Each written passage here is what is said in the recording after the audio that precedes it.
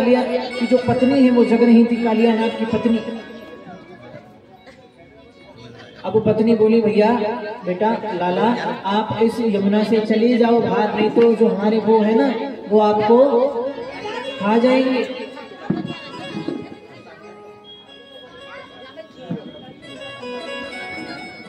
जब इतना सुना तो कन्हैया ने कहा, हम बार बार कहीं नहीं जाएंगे, आपके उनको उठा कर लाओ, वो कहाँ है?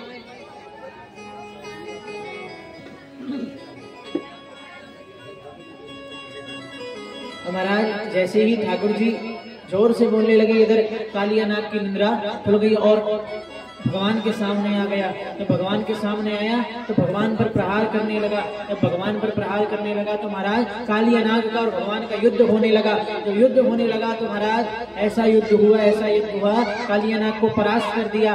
अब परास्त करने के बाद कालिया नाग भगवान की शरण में आ गया। शरण में आने के बाद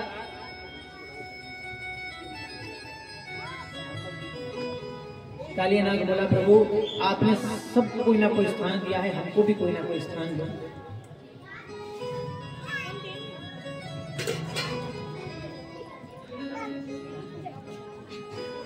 भगवान ने कालिया नाग को भी स्थान दिया।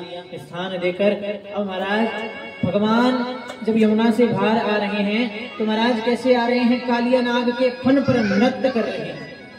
तांडव गति मुंदन पर नाचत गिरधारी।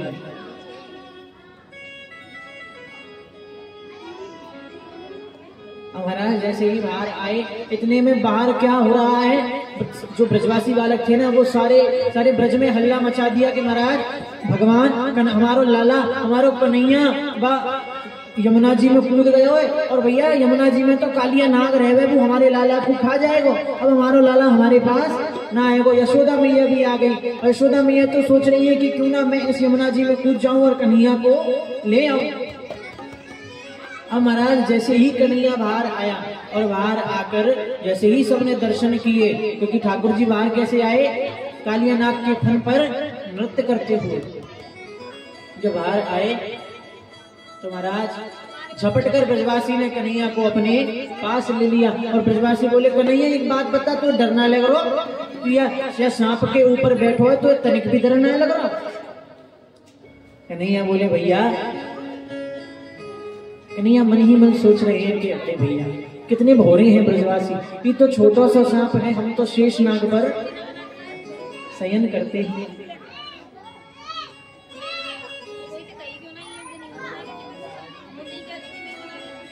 बोलो राधे। और महाराज यमुना जी को कालिया नाग से दूर किया। अगर प्रभु लौट कर नंद महल में आए। अब महाराज एक दिन क्या हुआ, मैया यशोदा अपने कक्ष में रसोई घर में भोजन बना रही हैं, पकवान बना रही हैं। अच्छा एक बात बताओ, आपके यहाँ किचन है? किचन किस किस के घर में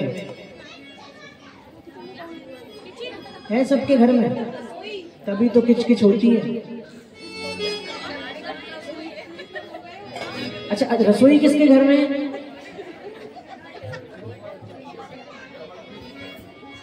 भैया किचन मत रखो, किचन रखोगे तो किचकिच होगी और रसोई रखोगे तो रस बढ़ जाएगा। और भैया एक बात और बताएं, जब भोजन बनाते हो ना तो एक काम किया करो, भोजन बनाते बनाते जब आटा लगा रहे हो ना तो ठाकुर जी का कीर्तन किया करो। सब्जी बना रहे हो ना तब भी कीर्तन किया करो। और महाराज जब प्याज लहसुन डालो तब कीर्तन मत करना। हाँ सही में नहीं खड़ा नहीं है, मेरी कसम कहीं नहीं।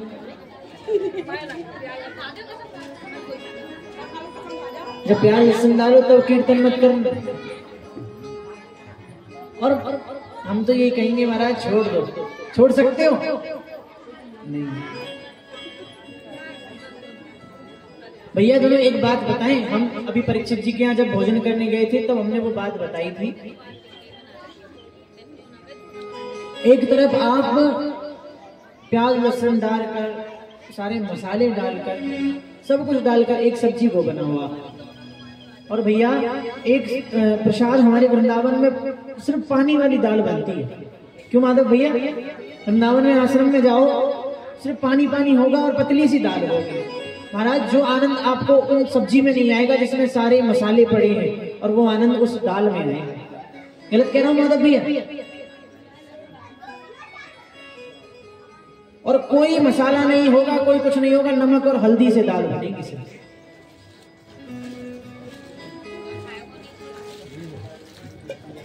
बचन आया दाल। जब भी भोजन बनाओ तो ठाकुर जी का कीर्तन करो, आटा लगाओ कीर्तन करो, सब्जी बनाओ कीर्तन करो। तो महाराज जो प्रसाद आपका, कल हम भोजन करने गए थे, हमें याद आया, मैया कह रही थी कि महाराज जी हम तो जो भी भोजन बनाते हैं ना, पहले ठाकुर जी का नाम लेते हैं, उसके बाद भोजन बनाते हैं, और जैसा भी बनता है बस ठाकुर जी बनवाते हैं। क्यों मैया? आप कह रही थी ना, मैया सामने बैठी है, और मैया ने बहुत अच्छी बात कही, और ये सत्य है। आप जो भी चीज बना रहे हो ना, पहले कीर्तन करो, फिर भोग लगा दो। महाराज आपने चाहे कितना भी बेकार बनाया हो, मैं दावा देता हूँ वो सुंदर प्रसाद में बदल जाएगा, वो इतना स्वादिष्ट हो जाएगा, इतना स्वादिष्ट हो जाएगा कि पूछो मत। और कल यही हुआ, हम भोजन कर रहे हैं, हर एक मिनट हर एक सेकंड में हमारे मुख से निकल रहा है, भैया भोजन बहुत अच्छा बनाया और बहुत अच्छा बनाया। और सच में हम तो आज गद्दी से बैठकर भी कह रहे हैं भोजन बहुत अच्छा बनाया।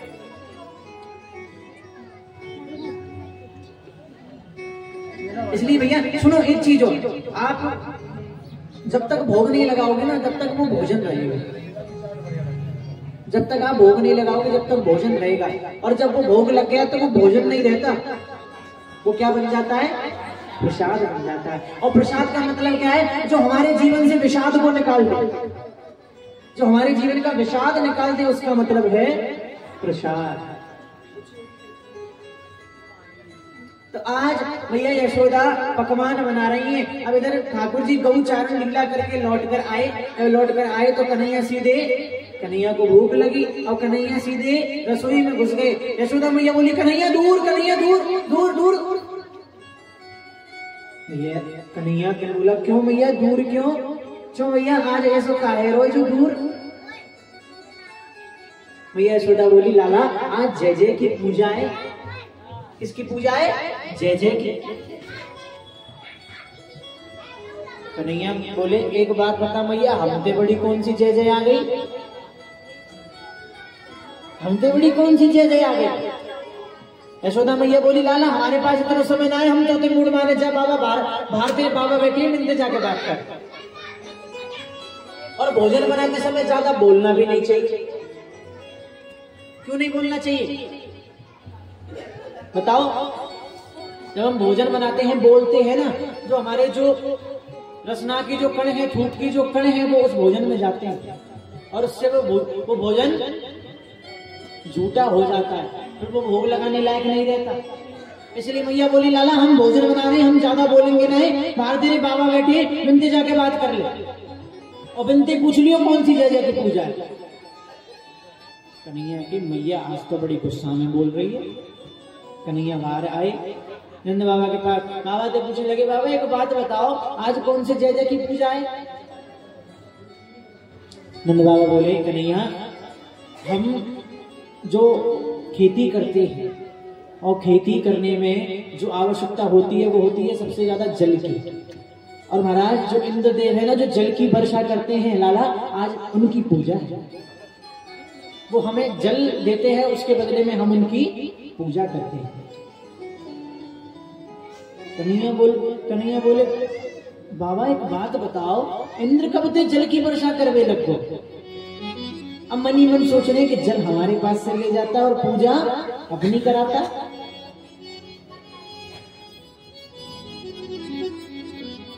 और कन्हैया बोले बाबा सबसे पहले तो ये जानो कि इंद्र नाम को कोई देवता ही ना है, और ये सत्य बात है। हाँ जी माधव भैया आज एक नई चीज सुन लो, इंद्र नाम का कोई देवता है ही नहीं। जैसे प्रधानमंत्री मोदी जी का नाम तो नहीं है, मोदी जी का नाम प्रधानमंत्री है, जिस गद्दी पर बैठते हैं उस गद्दी का नाम है प्रधानमंत्री। ऐसे ही इंद्र जिस गद्दी पर बैठता है वो उस गद्दी का नाम इंद्र है। जो भी उस गद्दी पर बैठता है वही इंद्र कहलाता है। और ऐसे ही महाराज प्रधानमंत्री का है, जो भी उस गद्दी पर बैठेगा वही प्रधानमंत्री कहलाएगा। इंद्र किसी देवता का नाम नहीं। और महाराज कन्हैया बोले बाबा सुनो, अरे महाराज एक बात बताओ, तुम इंद्र को इतने समय से भोग लगा रहे हैं, एक भी दिन इंद्र भोग लगावे आयो? बाबा बोले लाला अभी तक तो ना आया, पर हाँ बस ऐसे करते हैं, भोग लगा देते हैं, जल छोड़ देते हैं और ऐसे ही भोग लग जाता है लाला। कन्हैया बोलो लाला बाबा एक बात बताओ, तुमने आज तक दर्शन किए इंद्र के? बाबा बोले ना किए। तो फिर काई बात को देवता है? नंद बाबा बोले लाला बात तो सही कह रहे हो। नंद बाबा बोले फिर बता लाला क्या करें? कि अरे पूजा करनी है तो हमारे भगवान की करो ना। नंद बाबा बोले चौरे कन्हैया तेरो कौन सा भगवान आपको कि हमारा एक भगवान है, जी तो जाग तो भगवान है। बाबा बोले कौन सा भगवान है? कहे गोवर्धन।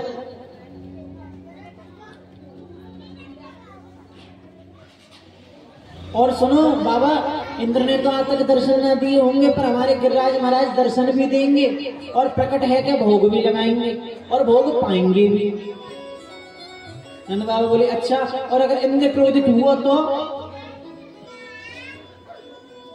कन्हैया बोले कि बातें भी रक्षा गिरिराज महाराज ही करेंगे, और कौन करेगा? नंद बाबा कहने लगे कि भैया देख ले कोई दिक्कत ना है जाए, कोई परेशानी ना है जाए लाला। कन्हैया बोले अरे क्यों चिंता कर रहे हो बाबा, हम आते हैं ना, काहे को घबरा रहे हो? और महाराज नंद बाबा ने आज छोटे से कन्हैया की बात मानी और मानकर सारे ब्रजवासियों को समझाया। सारे ब्रजवासियों ने भी कन्हैया की बात मानी और मानकर आज क्या हुआ, सारे घर में पकवान बन गए हैं। और महाराज सारे ब्रजवासी पकवानों को बना कर और महाराज अपने बैलगाड़ी में लाद कर कहां चल दिए? कहां चल दिए भैया? अरे जोर से बोलो। हाँ, और कौन कौन चलेगा? सब चलोगे? तो सुनो ब्रजवासियों ने क्या क्या पकवान बनाए। खुरचन है खीर मोहन, खीर सा और कुर्मी खीर, खजला जलेबी कलाकंद बालूशाही है, और मोहन थार मेवा बाटी मठरी मैसूर पाक, केक रसगुल्ला संग रबड़ी सुहाई है। पानी तो ना आ रहा मुंह में। और सुनो भुजिया नमकीन सेव गठिया सकल पारे, भुजिया समोसा पापड़ पकौड़ी बनाई है। मधुप श्याम नंद बाबा संग यशोदा सब सामग्री लेकर श्री गिरिराज को पूजबे आई है। कितना सुंदर सुंदर बनाया है। खुरचन खीर मोहन खीर सा जलेबी रबड़ी कलाकंद बालूशाही और रसगुल्ला भी बनाए, हाँ जो हमें पसंद है। और सारे ब्रजवासी लेकर कहां चल दिए? गिरिराज महाराज की ओर। और महाराज गिरिराज महाराज गोवर्धन में पहुंचे। जैसे ही पहुंचकर महाराज सबसे पहले गिरिराज जी को स्नान कराया। अब एक बात बताओ, गिरिराज जी को छोटे मोटे तो है नहीं, 7 कोस लंबे और चौड़े हैं, तो महाराज कैसे स्नान कराया जाए? महाराज ब्रजवासी एक एक मटुकिया भर के लावे और गिरिराज जी महाराज पर डाले। अब एक मटुकिया थे तो उनको नख भी ना है भीजो। अब जैसे ही कन्हैया ने देखा कि भगवान के जो भक्त हैं ब्रजवासी हैं वो परेशान हो रहे हैं, तो उन्होंने क्या किया, अपने मन से एक गंगा प्रकट की। उसको कहते हैं कौन सी गंगा? मानसी गंगा। बोलो मानसी गंगा मैया की जय हो। गिरिराज महाराज को स्नान कराया। स्नान कराने के बाद पूजन किया। पूजन करने के बाद महाराज भोग लगाया। और सुनो जब भोग लगाया ना, तो भोग लगाने भोले बाबा और आए थे, और भोले बाबा ने उसमें अपनी प्रसादी मिला दी। क्या मिला दी? भांग। अच्छा किस किस ने खाई है? खाई भांग? अच्छा पिए। उसको पीने के बाद कैसा लगता है? भूख लगती है ना चकाचक। जिसने खाई होगी उसे पता होगा। भांग खा लो तो महाराज चकाचक हमारी भूख लगे। और महाराज गिरिराज महाराज को सबसे पहले भांग का भोग लगाया। अच्छा, आपने खाई है कभी? आपने खाई है? कैसा लगता है?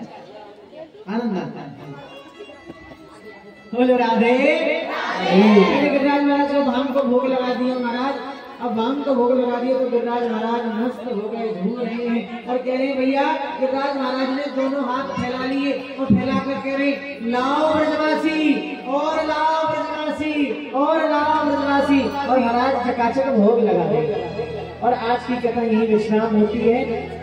पूजन करेंगे गिरिराज महाराज का, भोग लगाएंगे और उससे पहले हम कल की सूचना ले लेते हैं। बोलो श्री वृंदावन बिहारी लाल की। देखिए जो पीछे बैठे कुर्सी पे वो नहीं बोल रहे। आपको भक्ति नहीं है भगवान से। बोलो श्री वृंदावन बिहारी लाल की जय जय श्री।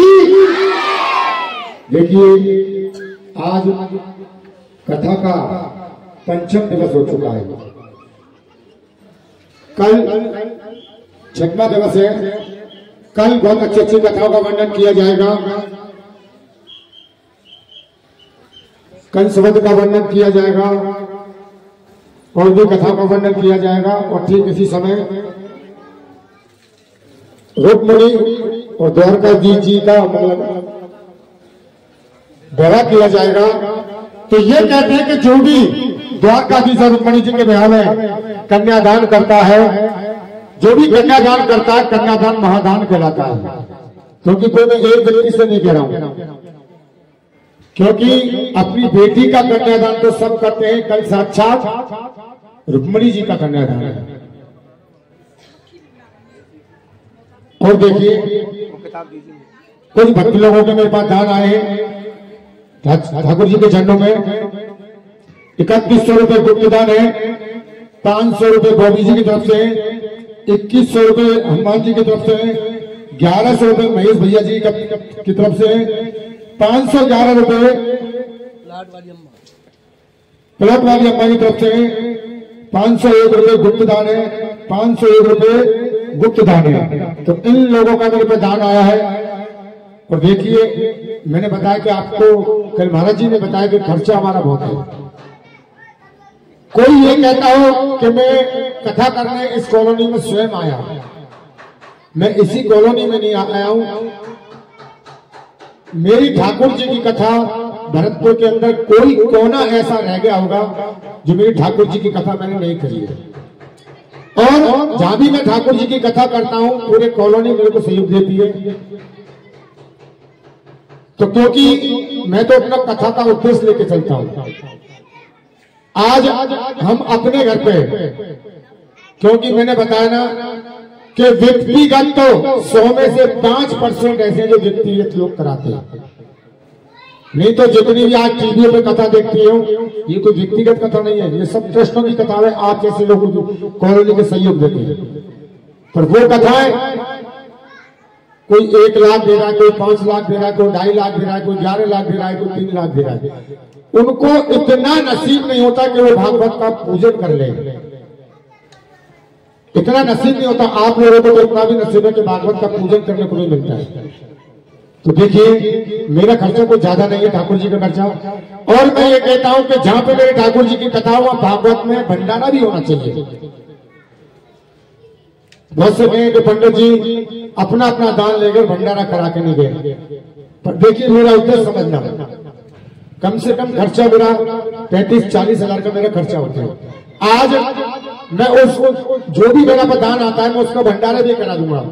पर एक दिन पेट भरने से पेट भर जाता हूं तो मैं भंडारा भी कर सकता हूं। कहते हैं कि ठाकुर जी का प्रसाद चाहे एक दाना हो, इसलिए जो भी जिसका भी दान रह गया हो, क्योंकि मैंने बताया कि थोड़ा थोड़ा करने से गला भरता है। जिसका भी दान हो गया वो जल्दी से जल्दी अपने दान को लेकर उसी हिसाब से मैं प्रसाद की व्यवस्था करूंगा। और जो बाकी की बातें वो आदरणीय हमारे व्यास जी महाराज बताएंगे। जय श्री राधे, जय श्री श्याम। कि देखिए हम अगर घर में कोई सत्यनारायण की कथा भी कराते हैं तो उसमें भी पैसा खर्च होता है ना। पंडित जी को दक्षिणा देनी पड़ती है। और महाराज आप सब लोग समझदार हैं, ये कथा सबके सहयोग से हो रही है। और बार बार कहना भी उचित नहीं होता है। इस ध्वनि वाद्य यंत्र के माध्यम से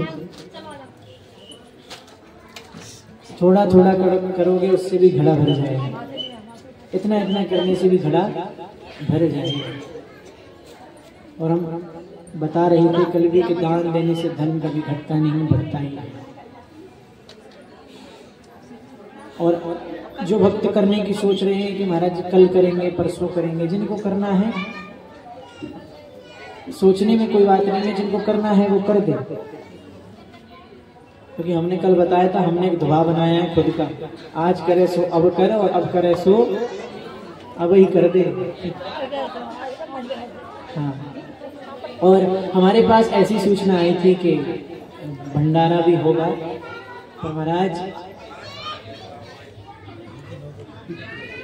अच्छा, यहाँ मेरे पास ऐसी सूचना आई थी कि भंडारा भी होने वाला है। पर भंडारा भी हो, बहुत अच्छी बात है, होना चाहिए। अगर ये कथा हुई है तो भंडारा भी होना चाहिए। पर महाराज ऐसा ना हो आपका भंडारा हो जाए, इसका भंडारा हो जाए, है ना। ये सब लोग, टेंट भी है, साउंड भी है, खर्चे तो होते ही हैं, आप सब लोग जानते हो। भंडारा बिल्कुल कराओ, पर भंडारा जब होना चाहिए जब यहाँ से महाराज जी और जो भी पंडित जी हैं वो निराश होकर ना जाए, है ना। आप तो भंडारा करा लो, भंडारा कराने से क्या होता है, भोजन कर लेते हैं, बस इतना ही तो होता है। पर अगर भंडारे की जगह अगर भागवत जी का प्रसाद भी मिल जाए तो महाराज वो भी बहुत, और महाराज खाने वालों को तो आप कितना भी खिला दो। गलत कह रहा हूँ, भागवत जी का तो प्रसाद मिल जाए वो ही बहुत बड़ी बात है। हाँ, और हमारे पास कल भी बताया था, हमने ऐसी सूचना आई कि महाराज जी आप जाकर चंदा कर लो। पर हमने कल भी कहा था और आज भी कह रहे, और अंत समय तक कहेंगे, जब तक ठाकुर जी के पास नहीं पहुंच जाएंगे तब तक हम ये चंदा तो करेंगे ही नहीं। जिसको देना है भैया हमारी व्यासपीठ पर दे जाए, और नहीं भी आएगा तो हम लगा देंगे अपनी तरफ से, पर चंदा नहीं करेंगे। और आप सब लोग समझदार हैं, मैं इतना बड़ा नहीं हूं कि आप सबको समझाऊं, मैं तो एक बालक हूं, अबोध बालक हूं।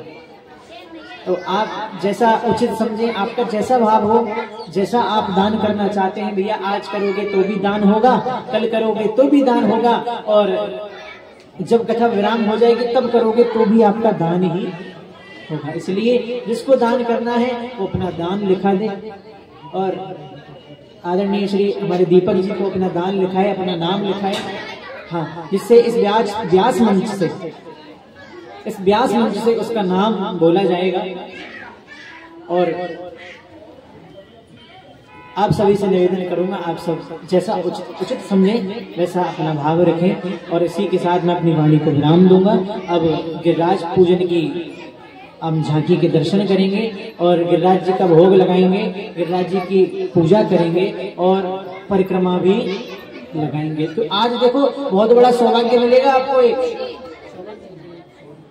सौभाग्य मिलेगा आपको एक, क्या कि आज आपको गिरिराज जी नहीं जाना पड़ेगा, आज गिरिराज जी स्वयं चलकर आए। आज गिरिराज जी स्वयं चलकर आ गए। कहां पर, कौन सी कॉलोनी में, कौन सी कॉलोनी, वृंदावन कॉलोनी। आज वृंदावन कॉलोनी में स्वयं चलकर ठाकुर गिरिराज महाराज पधारे हैं। और महाराज आप आज परिक्रमा 7 कोस की नहीं लगानी, आज तो महाराज यहीं पर गिरिराज जी विराजमान है, एक परिक्रमा में ही आपको 7 कोस का फल मिल जाएगा। बोलो राधे। और कल हमारे कनुआ को, हमारे लाला को, हमारे कन्हैया को क्या है, कल विवाह है भैया रुक्मणी के साथ में। अच्छा यूँ बताओ, लड़की वाले की तरफ से कौन है, देख लो पीछे हटने देना पड़ेगा, पीछे हट गए। और भैया लड़का वाले की तरफ से सब है, सब आप ही हाँ, देखो सब हाथ करे करिए। देखो भैया आप सब लड़का वाले की तरफ से और भैया हम लड़की, हाँ, हम लड़की वाले की तरफ से, आप सब बराती हम घराती। तो भैया कन्यादान में पता है काका दिए जावे, देखो मैं बताऊंगा, नथनी, कुंडल और पजेब, बिछुआ, मोटरसाइकिल, कार और fridge, cooler, AC, double bed, sofa set, Godrej की अलमारी, सब चीज। हाँ, बोले राज महाराज की। इसलिए भैया, और सुनो, कल माताएं सब अपने विवाह का लहंगा पहन के आएंगे। अरे भैया, कोई छोटी मोटी बात थोड़ी है, ठाकुर जी को विवाह है। और जो भी हमारे भैया है वो सब कोट पैंट पहन के आएंगे, है ना। हाँ, बढ़िया तैयार हो के आओ। और वैसे भी विवाह का सीजन तो चल ही रहा है, इसलिए बढ़िया कल तैयार होके आना है ना। जैसे किसी विवाह में जाते हैं जब तैयार होके जाते हैं ना, ऐसे ही तैयार होके आना है कल। आओ अब गिरिराज महाराज की झांकी के दर्शन करते हैं।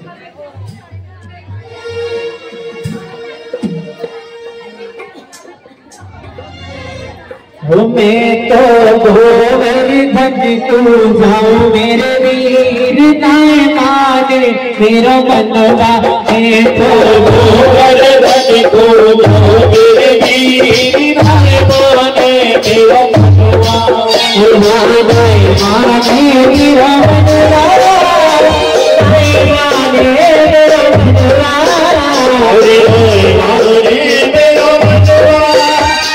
नाय माने मेरा मनवा, ऐसे नहीं जो गोवर्धन जाना चाहते हैं एक बार तो हाथ ऊपर करके जय हो।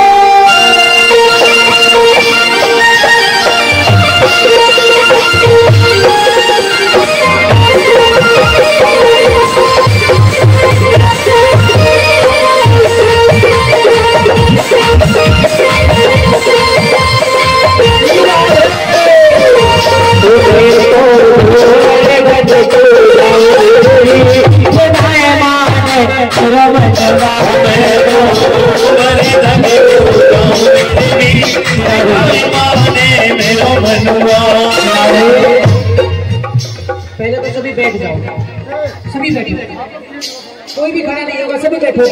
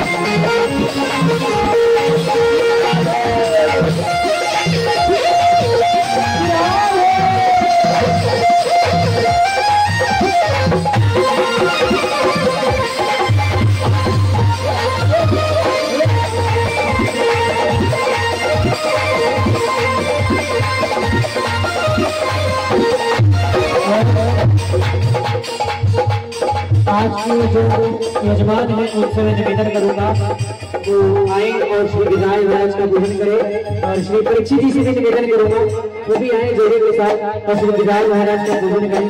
हाँ हाँ ठीक है, बारी बारी से सभी भक्त आए, कोई भी भगवान नहीं करेगा, एक एक करके आए।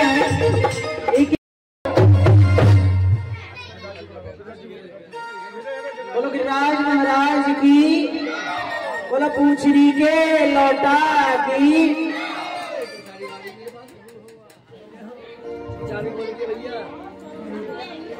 गोवर्धन की टिकट कटा दे मेरे को।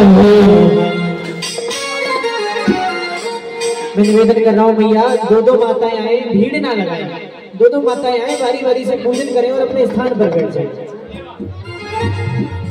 हाँ गोवर्धन की टिकट कटा दे मेरे को, गोवर्धन की टिकट कटा दे मेरे को। बैठ रे जाऊंगे वो मेरे बाबे बिहार, बैठ रे मैं जाऊंगे मेरे बाबे बिहार, जाऊंगे मेरे बाबे बिहार, बैठ रे मैं जाऊंगे मेरे बाबे बिहार। लड़की को कटा मेरे को, लड़की को कटा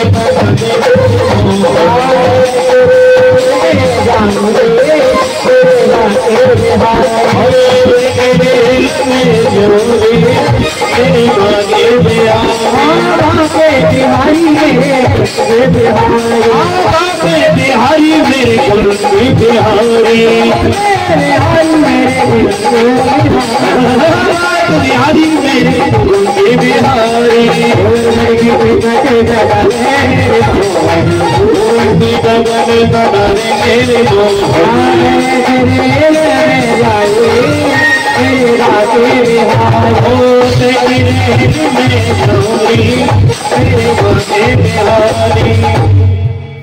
और एक जरूरी सूचना है सबके लिए। देखिए आज की जो कथा है वो हमारे माधव भैया की ओर से लाइव हुई है। हाँ भैया ने अपना सहयोग दिया है हमारी कथा में, आज भैया ने लाइव की है और भैया के चैनल का नाम है MK भक्ति मार्ग। आप सभी सुन रहे हैं और फिर सूचना दूंगा MK भक्ति मार्ग। जय हो। ओ गोवर्धन की टिकट कटा दे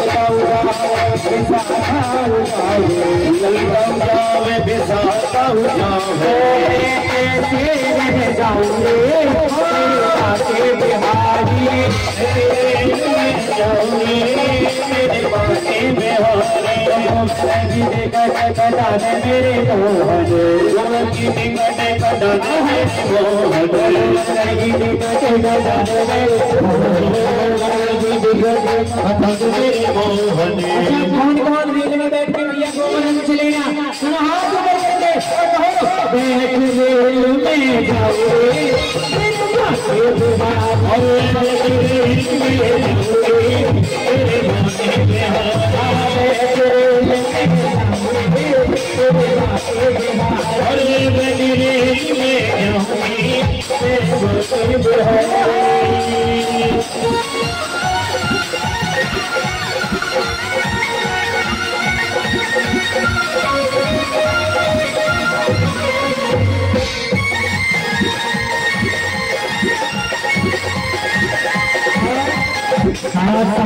शेर की करूँ कन्हैया, हाथ शेर की करूँ कन्हैया, हाथ शेर की करूँ कन्हैया, हाथ शेर की करूँ कन्हैया, हाथ शेर की करूँ कन्हैया, हाथ शेर की करूँ कन्हैया। मैं तो राम करेगा तुझे बाहुले, तेरे बाते बिहारी, हमारे नाम तुझे बाहुले, मेरे बाते बिहारी, हमारे नाम तुझे बाहुले, मेरे बाते बिहारी, हमारे नाम तुझे बाहुले, मेरे बाते बिहारी। गोलकी गोलकी गोलकी गोलकी गोलकी गोलकी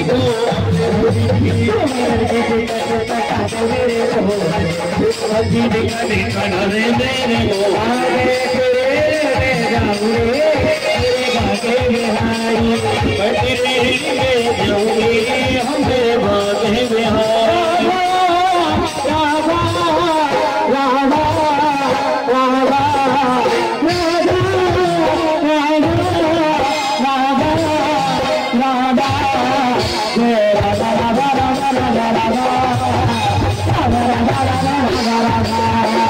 राम गोलकी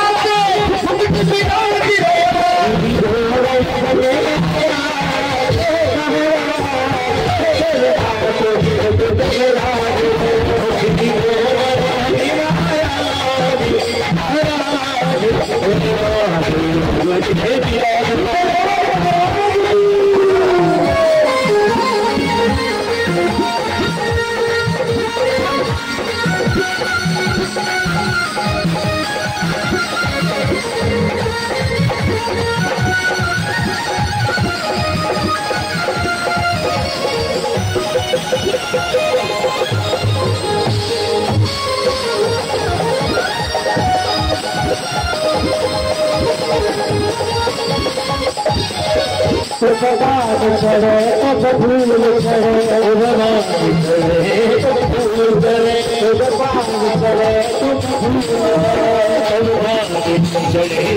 गोलकी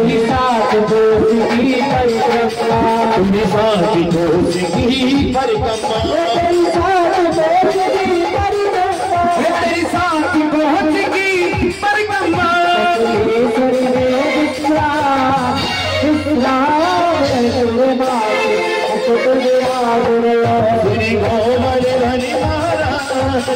महाराज रानी मेरे माथे मुकुटी दिया राधा रानी को हमारी श्यामा प्यारी ओ राधा रानी को हमारी श्यामा प्यारी को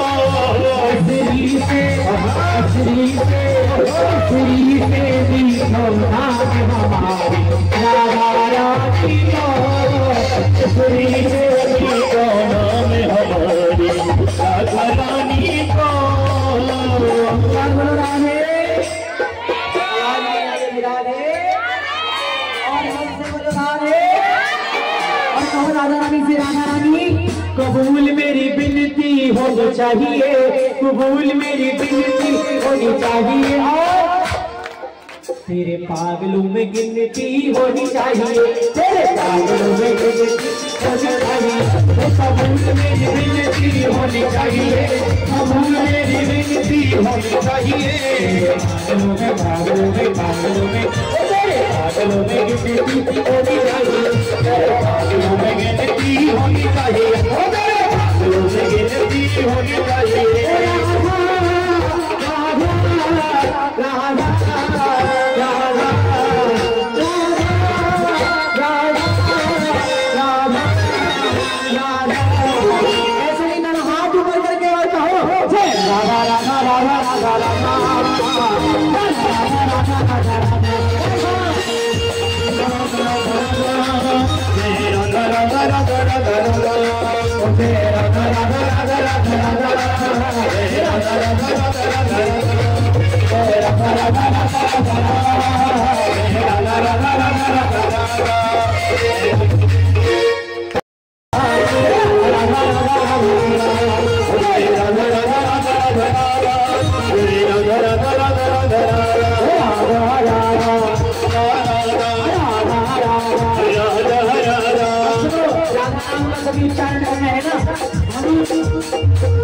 इस राधा नाम को पहले धीरे धीरे स्टार्ट करेंगे और फिर इतना फास्ट करेंगे आप भक्ति करना है ना जय राधा राधा राधा राधा राधा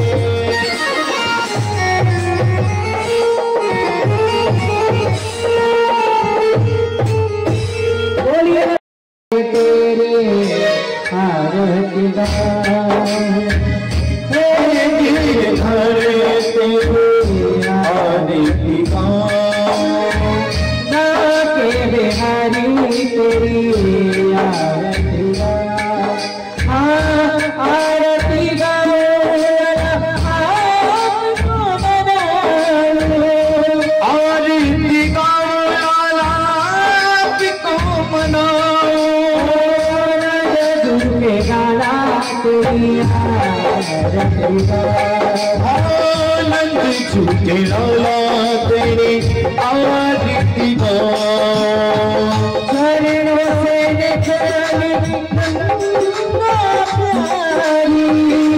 चरणों से निकली गंगा जारी जिसने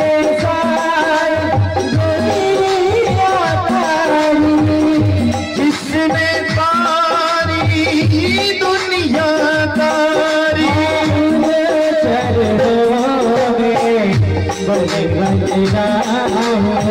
माँ के बिहारी तेरी आदित्य गा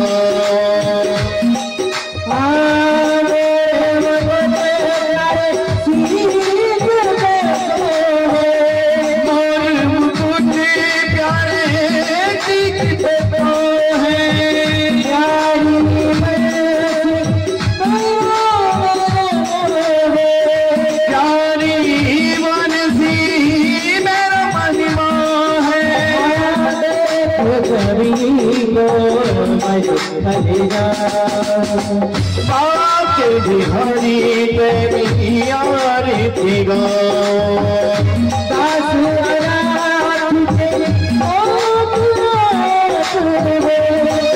अनाथ के नातिया पियो दुख दुख जीवन प्यारे साथ आज हो दुख दुख जीवन प्यारे साथिया पियो हमारी चरणों में शीश झुका ओ हरि चरणों में शीश झुका लाला तेरिया बाकी बिहारी तेरी यारी थी गो श्री हरिदास के प्यारे तुम्हें श्री हरिदास के प्यारे तुम्हें हो श्री हरिदास के प्यारे श्री हरिदास के प्यारे तुम्हें हो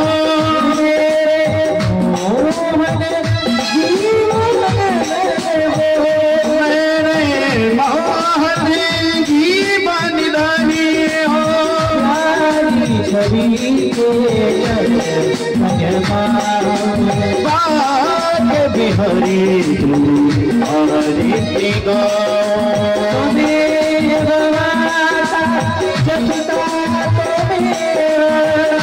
तुम्ही पवन दूता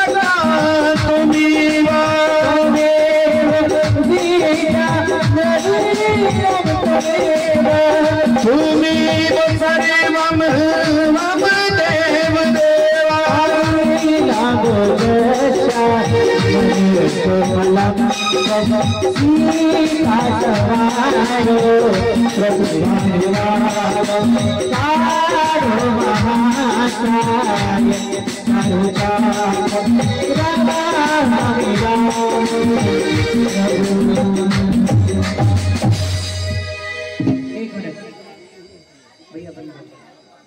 एक बात बताइए देवहारि ओम एक ग्रंथाय वेदाय वक्रतुंडाय धीमहि तन्नो दन्ति प्रचोदयात् श्रीवंतका बकुल चंपकबाणलब्धे पुण्यागजाति ग्रविरसाल पुष्पे प्रभाग तुलसी दलमंजलि विद्वां पूजयामि जगदीशं प्रसिद्धं नाना सुगंध पुष्पाणि यथा कालो भवानी च पुष्पांजलि मर्यादित ग्रहण परमेश्वर सत काव्यं श्रीजात कृष्णापय मंत्र पुष्पांजलि समर्पयामि बोले श्रीमद् भागवत महापुराण की बोले भक्तवत्सल भगवान की बोले बांके बिहारी लाल की श्री राधा रमण लाल की राधा वल्लभ लाल की होली बाबा की गोरा मैया की श्री गणेश जी महाराज की चारों रामचंद्र भगवान की सीता मैया की लखन भैया की चारों भैयाओं की श्री हनुमान जी महाराज की बस्ती माता की पटवारी मैया की हारे के सहारे की तीनवार धारी की लख दातार की हारे के सहारे बोल सांचे दरबार की सर्वे भवन्तु सुखिनः सर्वे सन्तु निरामया सर्वे भद्राणि पश्यन्तु मा कश्चित् दुःखभाग्भवेत् नमः पार्वती पतये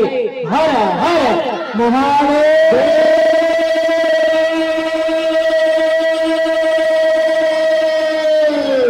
शंभो। सभी भक्त आरती का प्रसाद लेकर और देखिए आदरणीय हमारी जो माता जी जिन्होंने कल भोजन करवाया था वो थोड़ा आदरणीय व्यास जी महाराज का स्वागत करा रही है। एक बार जोर से ताली बजाएगा। हेलो